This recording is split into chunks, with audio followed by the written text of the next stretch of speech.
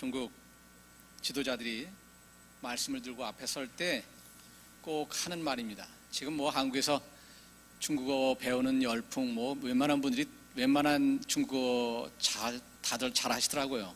그래서 감히 중국말 조금 이렇게 뽐내려고 하다가 보면 큰 코 다치는 경우가 있습니다. 이 무슨 말이냐면, 형제자매 여러분, 띠숑제매, 띠숑제매면 빙안, 형제자매 여러분, 빙안은 무슨 뜻일까요? 네? 그렇죠. 중국말 되게 쉬워요. 빙안 그러면 평안이라는 뜻입니다. 형제자매 여러분, 평안하십니까? 이런 뜻입니다.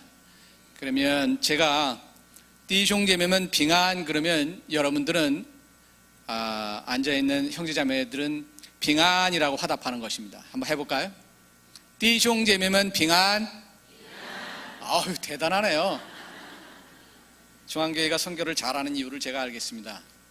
제가 가끔 현지 중국교회에서도 이런 식의 테스트를 하는데, 이 교회가 선교적 마인드가 있는가, 선교에 동참할 수 있는가 없는가를 테스트하는 거를 이 언어를 통해서 제가 시험합니다. 지금 중앙교회 성도님들이 대단하세요. 띠숑제매면 빙안. 소리가 약하군요.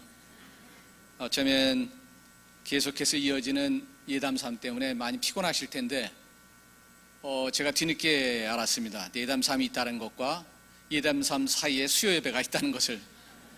그래서 저는 몇 분 안 나오실 거라고 생각을 했는데, 저에게 주어진 감사의 시간이고 이 기회를 통해서 여러분들에게 꼭 인사를 드리고 싶어서 이 자리에 섰습니다. 너무 감사하고요. 지금 제가 선교사 생활한 지 한 24년 이렇게 돼가고 있습니다. 그런데 중앙교회 몇몇 분들이 제가 중국으로 갈 때부터 시작해서 지금까지 변함없이 저를 지원하고 기도하고 후원하는 분들이 계세요. 저한테는 제가 이게 말주변이 없는 사람인데 마음속에 있는 말편을 잘 못하는 그런 좀 경상도 사람도 아닌데 제가 좀 그렇습니다. 그렇지만 제 마음속에 깊은 감사가 있습니다. 특별히 오늘 이 자리에 있게 하시고 오늘 저희 가정이 있기 위해서 담임 목사님, 고명진 목사님과의 관계도 사실은 굉장히 오래됐고요. 예전에 원로 목사님 계실 때부터 함께 사역을 했고, 그분 신방국장 하면 저는 신방국에서 같이 일했고, 장례식에 같이 가서 염도하고 별의별 일 같이 다 했는데, 그 오랜 시간 그냥 변함없이 기도해 주시고 후원해 주시고, 그리고 성도 여러분들에게 이 자리를 비롯해서 저희 가정을 위해서 끊임없이 기도해 주시고 후원해 주시는 것에 대해서 진심으로 감사를 드립니다. 제가 이번에 9월 4일부터 8일까지 부산에서 침례교 시니어 선교사 포럼이라는 제목으로 그런 일로 인해서 잠시 방문했습니다. 그러니까 침례교회에 속해 있는, 우리가 이제 FMB라고 하는데, 거기에 속해 있는 21년 차 이상의 선교사님들, 그분들이 모였습니다. 다시 말해서 침례교 선교사의 대표격인 분들이 선교학 교수님이라든지 아니면 선교에 관련된 분들을 초청해서 포럼을 가졌습니다. 두 분이 발제를 하고 여기서는 질의가 있고 토론하고 이러면서 앞으로 FMB 침례교 해외 선교부가 앞으로 가야 할 길이 어떤 것이냐, 어떤 방향으로 가야 되는 것이냐, 어떻게 해야 되는가, 이런 것들에 대해서 많은 이야기들이 오고 갔습니다. 저는 시니어보다는 말레이시아하고 인도네시아 지부를 맡고 있기 때문에 지부장의 자격으로 참석을 했는데, 어쨌든 이 포럼을 통해서 굉장히 많은 얘기들이 오고 갔습니다. 그런데 그런 얘기들이 오고 가기 전에 한 교수님이 현재 한국 상황, 한국 교회의 상황들에 관해서 소개를 하셨습니다. 한국 교회가 갖는 위기, 지금 여러분이 피부에 느끼겠지만, 중앙교회의 상황은 제가 잘 정확하게 모르겠습니다만 대부분의 한국 교회들, 많은 한국 교회들이 성장이 멈췄고, 하향 곡선을 이루고 있다는 사실이죠. 한국 교회의 영향은 아주 직접적으로 선교사들에게 영향이 갑니다. 국내 경제적 상황이 어려우게 되면 금방 이 영향은 선교사들에게 갑니다. 그래서 굉장히 좀 민감하기도 하고 그렇죠. 어쨌든 한국 교회가 계속해서 성장하는 것이 아니고 하향 곡선을 이루다는 그러한 일들이 지금 신학교의 인원수를 감소시킵니다. 신학교에서 신학생들이 모자라게 되죠. 교회가 성장하지 않고 부흥하지 않고 그러다 보니까 저희 선교사들 모임 속에서도 선교사 지원생들은 더할 것 없죠. 지금 선교사들이 어떤 대회나 모임을 가지게 되면 뒤에서 바라보게 되면 전체 분위기가 허였습니다. 머리가 희끗희끗하다 보니까 젊은 피들이 수급이 안 되다 보니까 분위기가 전체적으로 이 선교사들 고령화 문제가 또 심각한 문제 중에 하나가 되고 있습니다. 그리고 또 한 가지는 신학적으로 지금 우리가 말하는 포스트 모더니즘, 거기에 다원주의, 이런 것들은 이런 개념들이 무엇이냐면 왜 기독교에만 구원이 있는가? 왜 예수만 유일한 구세주인가? 왜 복음만이? 이러한 질문들을 하게 됩니다. 그러한 사고들을, 사상들을, 그러한 체계들을 만들어내서 때로는 교회 내에서도 그러한 개념들이, 그러한 사상들이, 그러한 신학들이 팽배해서 교회들을 점차 자기 자신도 모르게 침체해가고 부패해가고 좀먹는 그런 일들이 지금 여기저기서 벌어지고 있습니다. 중앙교회는 물론 안 그렇다고 제가 믿지만 적어도 중앙교회에서는 종종 고 목사님이 복음적인 분이고 선교적인 분이기 때문에 복음적인 설교를 하고 계신 것을 제가 그렇게 알고 있고 그렇게 생각하고 있습니다. 그런데 이런 어려움들, 이런 위기 상황 속에서 우리가 어떻게 할 것인가를 토론했습니다. 저는 개인적으로 이런 일들 위에 한국교회, 혹은 한국의 정치, 경제, 여러 가지 많은 문제 부분 속에서 참으로 암울한 이야기들이 많이 들리는데, 그러나 그 가운데 우리가 가질 수 있는 소망은 오직 복음이라고 그렇게 믿고 있습니다. 복음만이 우리의 소망인 것입니다. 오늘 말씀을 제가 로마서 1장 16절의 말씀을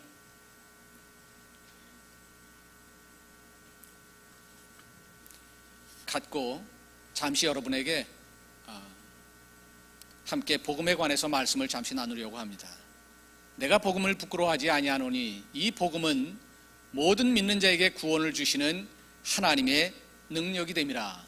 첫 때는 유대인에게요, 또한 헬라인에게로다. 아멘. 종종 한국어가 이게 발음이 조금 시원찮아도 이해를 해 주십시오. 이게 해외 생활을 오래 하다 보니까 한국말이 사실은 이 자리가 굉장히 저한테는 부담스럽습니다.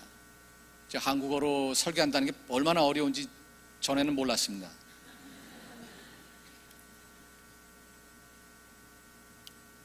이 주간이 예담3 주간인데 예수님이 이런 질문을 하셨던 것을 기억하시죠? 주일날 담임 목사님께서 설교를 하셨는데 너희는 나를 누구로 하느냐? 굉장히 예수님의 질문 중에 여러 가지 많은 질문이 있지만 중요한 질문이라고 저는 생각이 듭니다. 저는 이 질문에 이렇게 대답하고 싶습니다. 예수님은 복음입니다. 조금 전에 말씀드린 것처럼 우리의 희망, 우리의 소망은 복음에서 찾아야 한다. 오직 복음만이 우리에게 참된 소망을 줄 수 있다. 그렇게 말씀을 드렸습니다. 예수님은 복음입니다. 그래서 오늘 저는 이 복음의 가치와 능력이란 제목으로 함께 여러분에게 잠시 말씀을 나누려고 합니다. 로마서 1장 16절, 17절 말씀은 사실은 로마서에 있어 핵심적인 주제와 같은 그런 내용의 글입니다. 여기에 로마서의 핵심이 여기에 있습니다. 사실은 이 구절은 조직신학과 성서신학상에 매우 중요합니다. 그러나 저는 선교사로서 선교적인 측면에서 16절 말씀을 가지고 여러분들에게 잠시 말씀을 나누려고 합니다. 사도 바울은 16절에서 내가 복음을 부끄러워하지 아니하노니 라고 자신이 복음에 대한 태도를 명확하게 나타나고 있습니다. 우리는 이러한 사도의 복음에 대한 태도를 나누기 전에 먼저 그가 부끄러워하지 않는 그 복음의 의미, 그 복음, 사도 바울이 말하는 복음의 의미가 무엇인가를 살펴볼 필요가 있습니다. 복음이란 단어는 우리에게 너무나 친숙합니다. 복음, 설교를 통해서, 강의를 통해서 수없이 여러분이 들었을 법한 그런 단어입니다. 그러나 다시 한번 숙고한다는 뜻에서 복음의 의미를 잠시 살펴보겠습니다. 복음이란 무엇일까요? 여러분이 생각하는 복음은 무엇입니까? 일반적으로 우리가 잘 아는 대로 복음의 뜻은 좋은 소식, 복된 소식이라는 뜻으로 이해합니다. 무엇이 좋은 소식이고 무엇이 복된 소식입니까? 사도 바울은 로마서 1장 1절에서 자신은 하나님의 복음을 위하여 택정함을 입었다라고 기록하고 있습니다.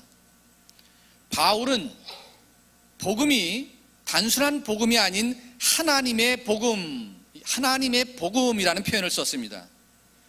그 말은 하나님에 관한 복음이라고 번역해도 괜찮습니다. 가능한 얘기입니다. 또 다른 표현들이 성경에 나오는데 그리스도의 복음, 주 예수의 복음, 하나님의 영광의 복음, 이런 또 다른 표현들이 있습니다. 세상에 기쁜 소식, 복음이 많이 있습니다. 대학을 입학했거나 결혼을 하게 되었거나, 요즘 참 그렇죠. 자신이 다니고 싶은 회사에 취직을 했거나, 정말 복음일 것입니다. 그러나 바울이 말하는 복음은 하나님의 복음입니다. 하나님의 복음은 하나님께서 죄인들을 구원하시기 위하여 하신 일에 관한 이야기입니다. 바울은 이 하나님의 복음을 위하여 택정함을 입었다라고 말합니다. 이 택정함이라는 단어는 바울이 복음을 어떻게 이해하고 있는가를 확인하는 데 도움을 줍니다.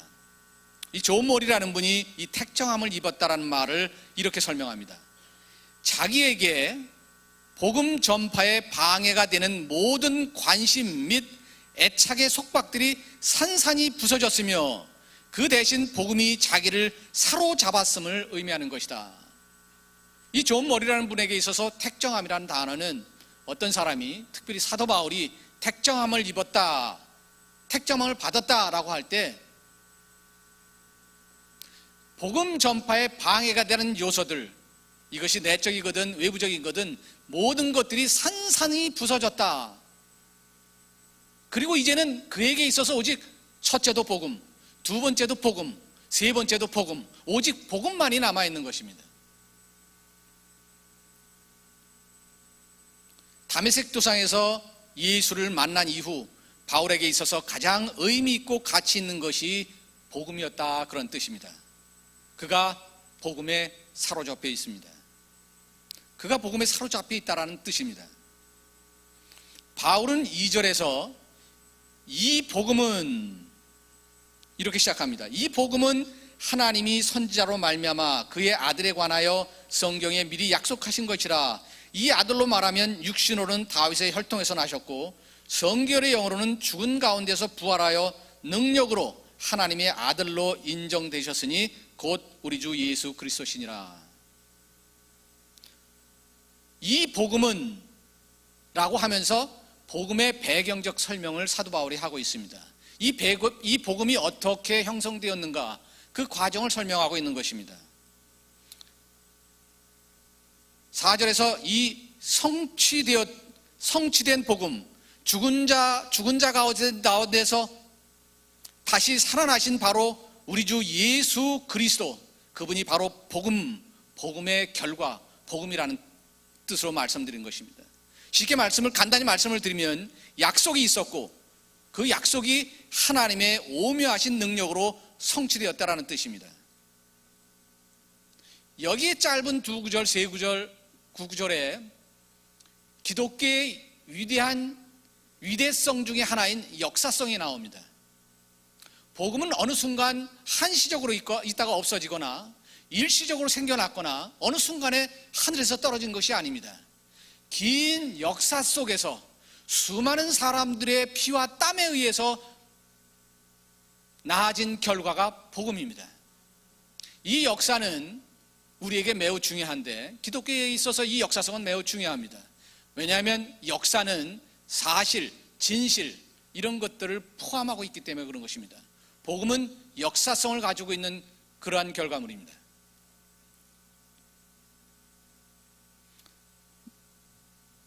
사도 바울에게 있어 복음은 바로 예수 그리스도입니다. 물론 복음의 의미를 좀 더 넓게 혹은 좁게 표현할 수 있을 것입니다. 그러나 복음은 가장 간단히 정의한다면 그것은 예수 그리스도의 죽음과 부활이라고 할 수 있습니다. 바로 예수 그리스도가 복음이라는 뜻입니다. 사도 바울은 이 복음을 부끄러워하지 않는다는 것입니다. 바울이 이 복음을 얼마만큼 귀중하고 보배롭게 생각했는지 바울 서신 곳곳에서 우리가 확인할 수 있습니다. 그래서 그는 이 복음을 전하기 위해 자신의 전 생애를 바쳤습니다. 서신서에 보게 되면, 사도행전에 보게 되면 복음을 증거하는 일을 마치려 하면은 나의 생명을 조금도 귀한 것으로 여기지 아니하노라. 사도 바울은 이 복음의 가치를 알았습니다. 그래서 기꺼이 자기 생명을 드릴 수 있었던 것입니다. 복음 증거하는 일을 마치려 하면은 나의 생명을 조금도 귀한 것으로 여기지 아니하노라. 고린도전서에 보면 복음을 전하지 아니하면 내게 화가 있을 것임이라. 우리가 참 익숙한 단어이죠. 익숙한 성경입니다. 이런 구절들은 바울이 복음을 어떻게 생각하고 있는지를 너무나 잘 말해주고 있습니다. 사도 바울은 복음의 의미를, 복음의 가치를, 복음의 능력을 체험했던 사람입니다. 그래서 기꺼이 자신의 삶을 드릴 수 있었습니다. 복음을 부끄러워하지 마십시오. 두 번째로, 본문에서 바울은 그 복음을 부끄러워하지 않는다라고 말하고 있습니다. 우리가 복음을 부끄러워하지 않으려면 조금 전에 읽어드렸던 1장 2절에서부터 4절의 내용을 잘 이해하고 믿을 수 있어야 합니다. 약속, 탄생, 죽으심, 그리고 부활. 이 간단한 사실을 어떤 사람들은 굉장히 어렵게 받아들입니다. 그리고 받아들이지 못하기도 합니다. 우리가 잘 아는 대로 성경 창세기부터 계시록 66권은 1500년이라는 시간 속에서 약 40여 명의 저자에 의해서 기록되었습니다. 서로 다른 시간에, 서로 다른 장소에서, 서로 다른 사람에 의해서, 서로 다른 환경 속에서 기록되었습니다. 그럼에도 불구하고 놀랍게도 그분들은 하나같이 한 사람, 한 사건을 가르치고 있습니다. 바로 예수 그리스도의 죽음과 부활입니다. 바로 예수 그리스도입니다. 이것이 성경의 주제이고 성경의 핵심입니다.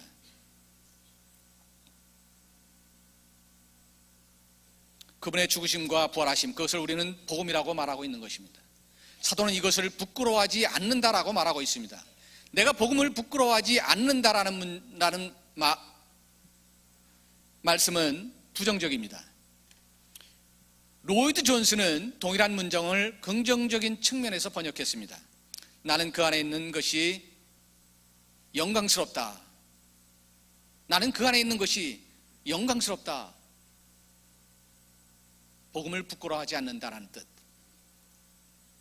나는 그것을 기뻐하여 견딜 수 없다.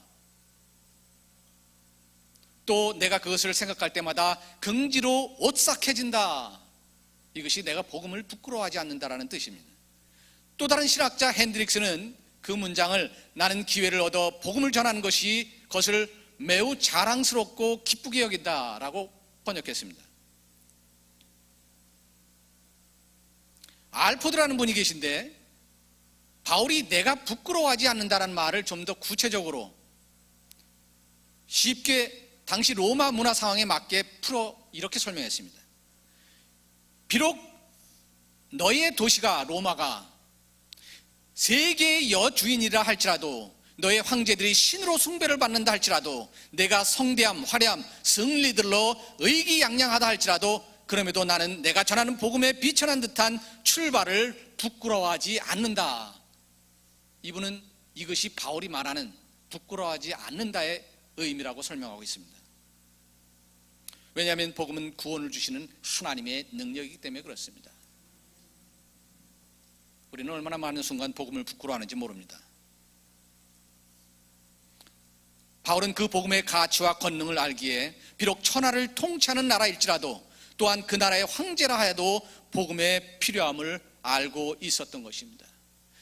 바울의 서신서에 나타난 것처럼 그에게 있어서 남녀 구별 없이 지위 고하를 막론하고 학위 유무를 막론하고 빈부 귀천을 막론하고 돈이 있든 없든 지위가 높든 낮든 권세가 있든 없든 그 어떤 사람이라도 복음이 필요하다는 사실을 사도 바울은 마음속 깊이 명심하고 있었습니다.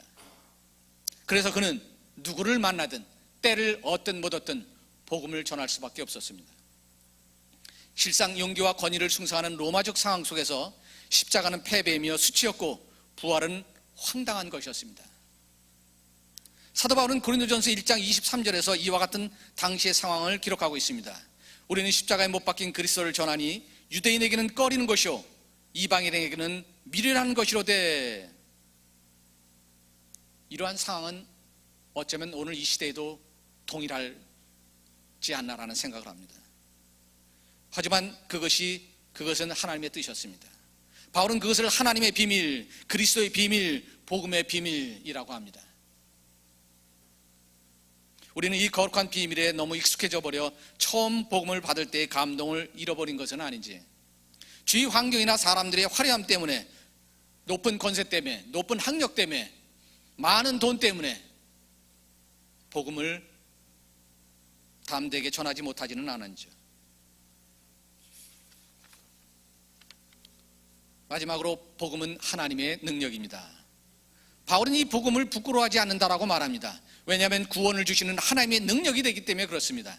복음은 하나님의 능력입니다. 성경은 십자가의 도가 멸망하는 자들에게는 미련한 것이요 구원을 얻는 우리에게는 하나님의 능력이라고 말씀하고 계십니다. 참으로 복음은 하나님의 능력입니까? 우리는 그것을 어떻게 증거할 수 있는지요? 우리는 복음이 하나님의 능력임을 우리 자신을 통해 증거할 수 있어야 합니다. 아니, 증명돼야 합니다. 오직 자신의 모습만을, 우리 자신의 모습을 한번 들여다볼 필요가 있습니다. 우리가 복음을 받아들이기 전과 받아들인 후에 어떤 변화가 있습니까? 만약 복음이 하나님의 능력이라면 우리의 가치관은 변화되어 있을 것입니다. 제가 중국에서 사역할 때 복음에 대한 저희들의 태도를 완전히 바꿔놓는 그런 계기가 있었습니다. 1999년 대략 10월이었는데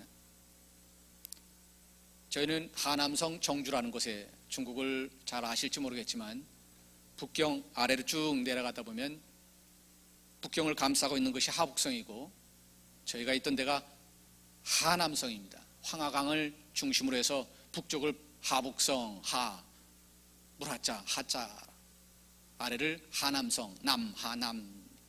거기 정주라는 그 우리나라의 도청 소재기 같은 곳이 있었는데 거기서 저희가 머물렀습니다. 이곳은 마치 대전이나 뭐 그 정도처럼 이 사방팔방 교통이 지나치는 곳이었습니다. 기차가 됐든 버스가 됐든. 중국이 넓기 때문에 이 중국 형제자매들이 복음을 전하기 위해서 이곳저곳을 이동하는 것이 쉽지를 않습니다. 그런데 꼭 이 정주라는 곳을 거쳐가야만 합니다. 그래서 종종 저희 집에 와서 며칠씩 묵고 떠나고 그런 일이 있었습니다. 그런데 저희가 시간이 점점 지나다 보고 형제자매들과 같이 교제를 나누다 보니까 무슨 문제를 발견했냐면 가정교회에 이 구원관에 대한 문제가 있다라는 판단을 하게 됐습니다. 구원을 어떻게 받는지, 구원이 무엇인지 이런 부분에 미약하고 분명하지 못하다라는 사실을 발견하게 됐습니다. 그래서 집사람과 제가 의논을 했습니다. 자매가 오면 당신이, 형제가 오면 내가, 아주 간략한 10스텝 그 제자 훈련한 형태의 그런 교제를 가지고 말씀을 나누면서 그 동의를 구하고 말씀을 나누면서 짧은 시간이지만 그 시간에 구원관에 대한 아주 기본적이지만 핵심적인 성경의 원리들을 나누기를 했습니다. 근데 쌈문시아라는 데가 있습니다. 쌈문시아가 지도를 보게 되면 정주에서 하남, 이렇게 북경을 이렇게 보고 지도를 보게 되면 오른쪽에 하남성에 그 개봉이라는 데가 있습니다. 포청천 보셨는지 모르지만 이 개봉이라는 도시가 있고 낙양이라는 도시가 있습니다. 낙양성 심리화의 그 노래 오래되신 분들은 아시죠? 거기 낙양이 거기가 낙양입니다. 여기서 멀지 않은 곳에 쌈문시아라는 도시가 있는데 이 자매 한 자매가 왔는데 이 자매는 이 산촌에서 살던 자매였습니다. 옌리라는 자매인데 이 자매가 저희 집에서 며칠 묵기 위해서 왔습니다. 그래서 저희는 평상시처럼 자매와 대화를 했습니다. 대화를 했는데 얼굴색도 굉장히 까맣고 뭐가 문제가 있다는 영적인 문제가 있음을 저희가 감지했습니다. 그래서 자매에게 권면을 했습니다. 저희 집사람하고 함께 그 말씀을 나눌 수 있는가, 그렇게 했으면 좋겠다. 이 자매가 상당히 완강하게 거부를 처음에는 했습니다. 그런데 결국 설득해서 하기로 했습니다. 첫째 날, 하나님은 누구이신가? 제목이 이렇습니다. 하나님은 누구신가? 예수님은 누구신가? 성령님은 누구이신가? 이렇게 시작합니다. 첫날은 하나님은 누구이신가? 아무 이슈 없이 잘 따라 했다고 합니다. 집사람의 얘기로. 두 번째 날, 예수님은 누구이신가? 지금도 저희들도 참 신기한데 예수님은 누구이신가를 같이 나누는데, 예수님은 이제 성경 구절을 찾아가면서 얘기하면서 그러는데, 저는 신학교, 그때 저희가 하던 신학교가 있어서 신학교에 가서 강의를 하고 왔습니다. 근데 집사람이 저에게 조용히 자매가 영적인 문제가 있는 것 같다. 왜 그러냐? 그 예수님은 누구이신가라는 것을 이야기를 하는데 이 자매가 벌떡 일어서더니 막 나 그만하겠다. 막 왔다 갔다 하면서 어쩔 줄 안절부절 막 싫어가지고 어쩔 줄 모르는 그런 태도를 보였다고 합니다. 일반적으로 서로 간에 저희가 또 외국 사람이고 그렇기 때문에 예의상 그거는 곤란한 얘기인데 그런 행동을 취했다고 해서 문제가 있다 싶어서 저와 아내가 다시 아내와 그 자매와 옌리 자매와 같이 말씀을 나누고 저희가 확인할 수 있는 부분에 대해서 몇 가지 점검을 했습니다. 저희가 이 점검을 통해서 확실히 영적인 문제가 있다라고 판단을 했습니다. 그래서 옌리 자매에게 처음부터 다시 복음을 전했습니다. 처음에는 거부하더니 결국 권면하고 이야기했더니 결국 나중에는 예수님을 믿기로 결심하고 복음을 받아들였습니다. 함께 기도했습니다. 그래서 저희는 옌리 자매에게 말했습니다. 지금 너는 예수님을 영접했다. 그러나 너는 아직도 영적인 문제가 있다. 귀신이 네 안에서 너를 괴롭히고 있는 것이다. 네 얼굴이 그렇게 시커멓고 까만 이유, 네가 그렇게 불안해하는 이유 다 귀신 장난이다. 함께 우리가 너를 위해서 기도를 해줬으면 좋겠다. 결국 권면한 끝에 기도를 시작하기로 했습니다. 첫 번째 날 그 자매를 위해서 기도를 했습니다. 저희가 아파트 5층에 살고 있었기 때문에 당시 여러분도 아시겠지만 뭐 안전 문제로 공안 뭐 이웃집에서 이게 신고하느니 많은 여러 가지 많은 어려움이 있어서 처음에는 점잖게 기도를 했습니다. 하나님, 옌리 자매를 기억해 주십시오. 진정한 자유를 얻게 해주십시오. 영적인 문제를 해결해 주십시오. 귀신을 내어 쫓으십시오. 점잖게 얘기를 했습니다.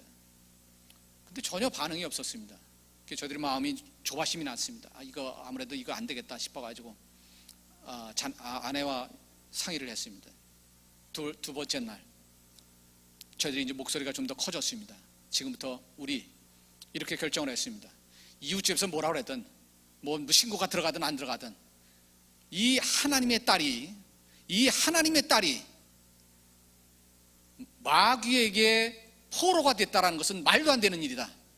지금부터 우리 마음과 뜻을 다해서 완전히 오직 이 옌리 자매의 진정한 자유를 위해서, 영적인 문제의 해결을 위해서 온 전심전력을 다해서 기도하자. 아무것도 생각지 말자. 그리고서 그 자매를 위해서 기도하기 시작했습니다. 막 주여 주여 명령하고 막 기도했습니다. 그랬더니 하나 둘씩 막 나가기 시작하더라고요. 계속 꽤 많이 나갔습니다. 그런데도 아직 문제가 해결되지 않았습니다. 제 3일째 되는 날 저희는 뭐 굉장히 많이 지쳐 있었고 아내는 그때 막내를 임신하고 있었던 중이라 상당히 좀 많이 좀 어려웠고 그런 상황이었지만, 그래도 제 3일 날 하나님한테 온 힘을 다해서 부르짖었습니다. 하나님, 이 하나님 딸이 되지 않았습니까? 이제는 하나님의 딸이 아닙니까? 당신께서 이 딸을 불쌍히 여기셔서 마귀로부터 귀신으로부터 해방받게 해주시달라고, 그리고 명령해서 나가라고 그냥 끊임없이 큰 소리로 잘 아시겠지만 이 귀신이 나갈 때마다 그냥 같이 이 안에 있는 음식물이 토해집니다. 두 번째 날도 온 방안이 완전히 토한 것으로다가 천지가 되었고, 세 번째 날은 그냥 막 기도를 막 했습니다. 그랬더니 결국 마지막 강한, 이거 이렇게 말씀드려도 되는지 모르겠지만 저희가 생각해 가장 센 놈이 나갔습니다. 가장 센 놈이 나갈 때는 음식물이 아주 시커멓고 제일 더럽습니다. 정말 아주 역겹고 막. 그런데 저하고 아내는 그냥 완전히 몇 시간씩 기도하니까 그냥 지쳐버렸습니다. 지쳐서 그냥 벽에 기대고 있었습니다. 끝났구나. 그런데 이 옌리 자매가 얼굴이 환해지더라고요. 평상시에 정말 이 얼굴이 검했어요. 무슨 간에 무슨 이상 있는 사람들은 여기 시커맸어요. 어둡고 이렇게 벌써 그래요. 그런데 이 자매가 완전히 해방을 받고 나서는 얼굴이 환해지더라고요. 그러면서 혼자 찬양을 시작했습니다. 하나님을 찬양하라. 하나님은 위대하시다. 하나님께 감사하라. 하나님을 찬양하는 노래들, 하나님께 감사하는 노래들, 이런 것들만 계속 하는 거예요. 그러면서 저 혼자서 그냥 한국말로 할렐루야, 그러면서 하나님 찬양합니다, 감사합니다, 이러면서 혼자 춤추며 반 춤추고 찬양하면서 이렇게 그러더라고요. 근데 조금 이따 저희들에게 왕 선생님, 제가 중국에서는 왕 선생이었습니다. 왕 선생님, 지금 제 옆에 하얀 옷을 입은 한 분이 계세요. 너무 기뻐하시고, 그리고 따라 잘 왔어 이러면서 그러고 계시더라는 거예요. 이렇게 기뻐가지고 그냥 환하게 웃으시는 분이. 저희는 금방 그분이 누구신지를 알았죠. 저희 눈에는 보이지 않았습니다. 하나님께서 이 자매를 마귀로부터 해방시키시고 영안을 뜨게 하셨던 축복, 은사를 주셨습니다.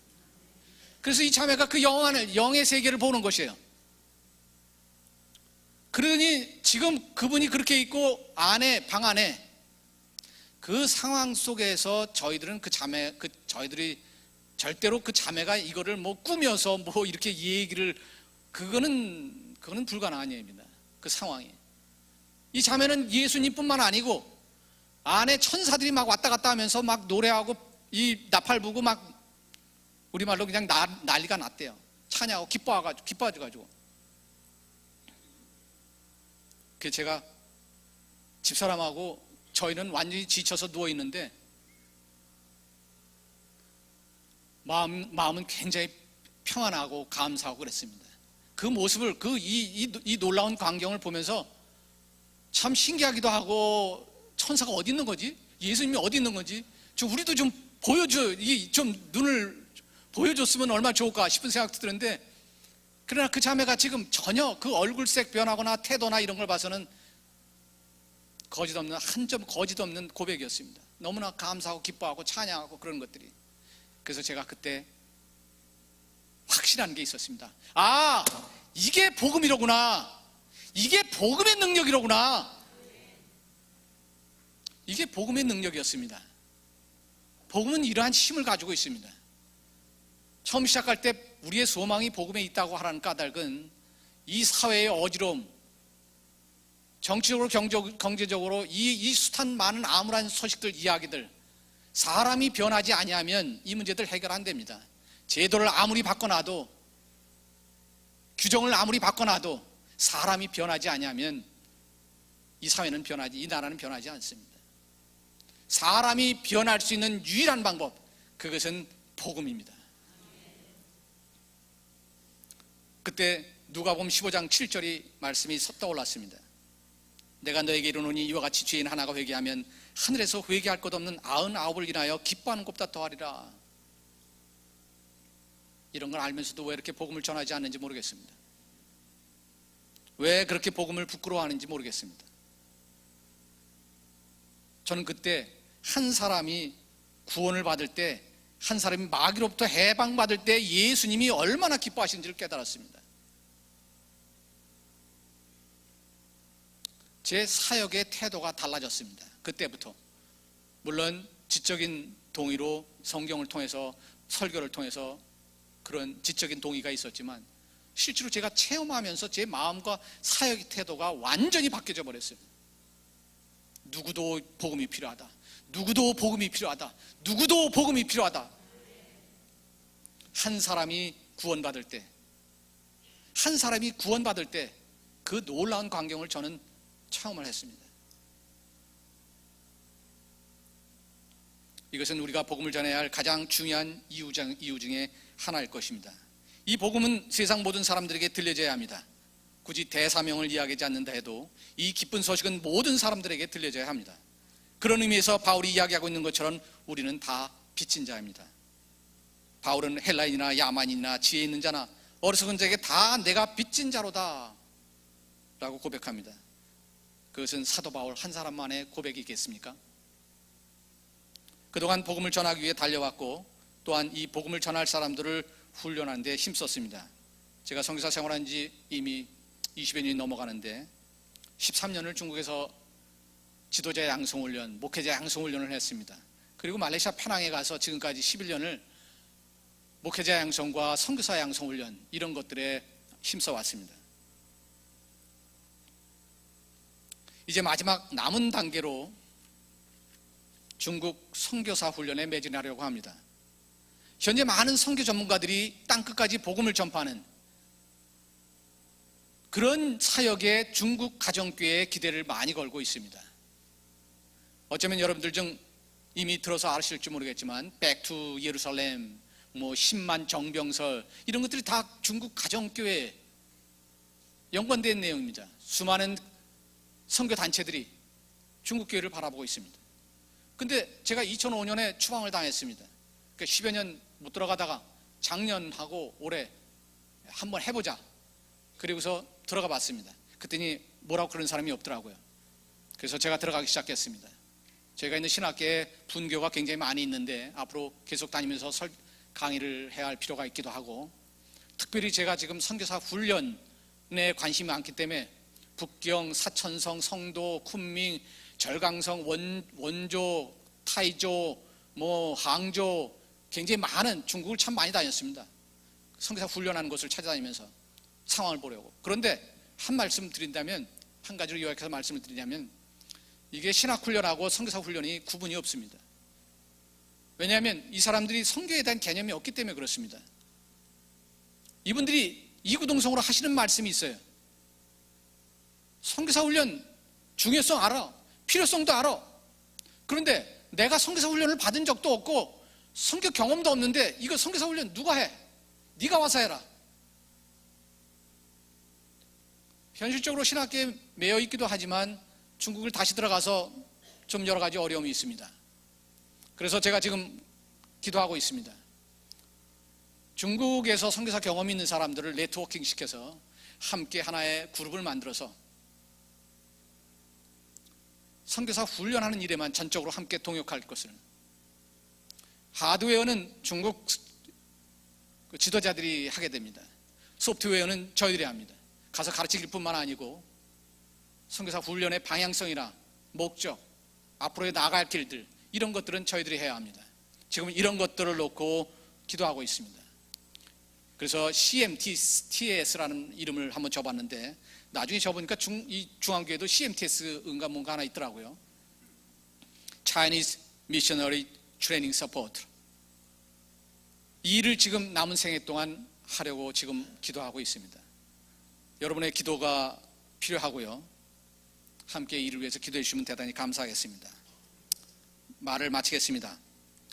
복음의 진정한 가치와 능력을 확인하게 된다면 그는 복음을 절대 부끄러워할 수 없을 것입니다. 왜냐하면 이 복음은 믿는 자들에게 구원을 주시는 하나님의 능력이기 때문입니다. 이 복음은 땅끝까지 증거되어야 합니다. 이 천국 복음이 모든 민족에게 증거되기 위하여 온 세상에 전파되리니 그제야 끝이 오리라 라고 성경이 말씀하고 계십니다. 마지막으로 부탁드립니다. 마지막 시대에 사용되어질 중국 교회를 위해서 기도해 주십시오. 그리고 특별히 중국 선교사 훈련을 위해서 기도해 주십시오. 감사합니다.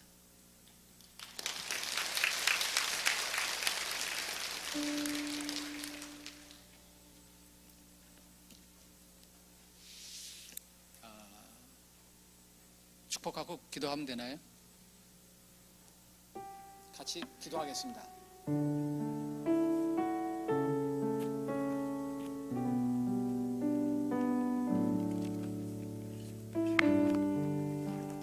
괜찮으십니까?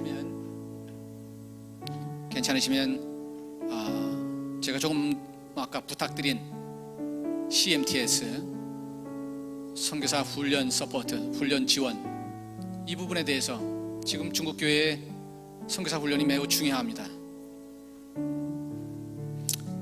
이 계획과 이 사역을 위해서 한번 함께 통성으로 좀 기도해 주시면 감사하겠습니다. 기도 후에 제가 축복 기도하고 마치도록 하겠습니다. 기도하시겠습니다. 선하신 주님, 함께 하시고 붙잡으시고 이끌어 주시옵소서. 성령님의 놀라신 역사에 주님 함께 하시옵소서. 나의 거룩하신 여호와 하나님께서 참으로 도우시고 인도하시며 함께 하시며 붙잡아 주시고 이끌어 주시옵소서. 나의 거룩하신 하나님, 나의 전능하신 하나님, 참으로 도우시고 인도하시며 함께 하셔서 이 모든 사역에 아버지 하나님의 가정계를 기능해 주님의 사랑을 곳에 주의 복음을 들고 나가서 CMTS 위에 하나님의 아버지 거룩하신 주의 하나님, 은총을 더하게 하소서. 선교사님 하나님 그 모든 생각 가운데 성령의 기름 부어주시옵소서. 도하신 주의 능력과 사랑이 임하게 주의 하소서. 아버지 담대함으로 아버지 주님 바라보고 아버지 하나님 복음 심겁게 하시고 그 복음의 열매가 맺혀지게 해 주시옵소서. 주님 아버지 그 주관하는 그 영혼들이 그 복음을 다시 살게 하시고 그 땅이 아버지 하나님 복음의 땅 아버지 하나님 주님의 원하시는 기뻐하시는 그 영혼들 아버지 하나님 주님 아버지 주께서 받아주시옵소서. 긍휼히 여겨주시고 함께하여 주시옵소서. 아멘. 전능하신 하나님, 중앙재단을 주님께서 기억하여 주시옵소서. 이 재단을 통해서 하나님 이 지역사회에 빛과 소금의 역할을 능히 감당할 수 있게 하시고 참으로 이 지역사회에 큰 빛이 되게 하여 주시옵소서. 수많은 사람들이 이곳을 향할 때 새로운 소망을 찾게 하시고 새로운 길을 찾게 하여 주시옵소서. 이를 위해 사랑하는 성도님들 한 분 한 분에게 더욱더 힘주시고 능력 주셔서 참으로 빛의 역할, 소금의 역할 감당할 수 있도록 도와주시옵소서. 말뿐이 아닌 실제로 우리들의 삶을 통해서 하나님 영광 받아 주시옵소서. 복음을 가진 자로서, 복음을 지닌 자로서 마땅히 해야 할 본분을 다하게 하여 주시옵소서. 예담3 피곤한 가운데 나오신 사랑하는 성도님들 한 분 한 분을 축복하시고 저들 가정을 기억하시며 하시는 모든 사업과 사역들을 기억하시며 함께하는 자녀들 위해 주의 은총과 축복을 내려 주시옵소서. 지금은 우리 주 예수 그리스도의 은혜와 아버지 하나님의 극진하신 사랑과 성령님의 감동 감화하심이 복음을 삶 속에서 실천하기로 결심하고 돌아가는 모든 성도님들 머리 위에 지금부터 영원토록 함께 하시기를 간절히 축원하옵나이다. 아멘.